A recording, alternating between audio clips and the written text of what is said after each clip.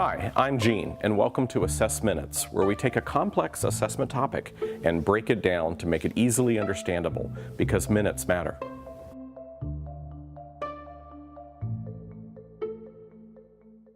There's a growing dialogue in K-12 education around the concept of mastery or mastery-based learning.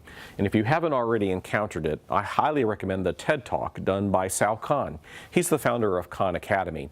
His video is easily found on YouTube. Essentially, what Khan and others are saying is, historically in schools, we may have been more concerned about time than mastery. For example, many of the regulations and the requirements that we have are around days or minutes of instruction and course counts in Carnegie units earned within 4 years of high school. To point out some of the flaws of a very time-driven model, Khan uses the analogy of building a house. He says, for example, if you were building a new home and your contractor called you and said, "We got a passing grade of 75 on the foundation and we're ready to build the first floor," you might not be all that excited about that, because you'd probably rather have the foundation and the core structures of the house be strong before you add on top of them.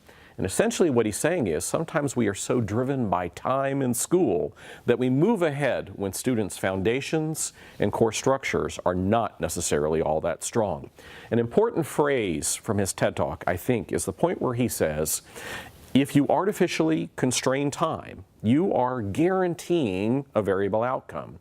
In other words, when we take a course like geometry and we say that it must be done in 180 days, we are guaranteeing that some students will be able to do that and get an A, and others will get B's and C's and D's and F's.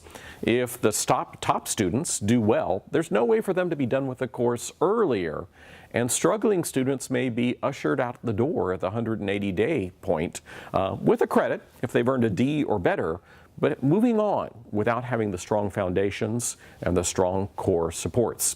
In essence, the conversation around mastery is an essential question of what's more important to us, time or mastery?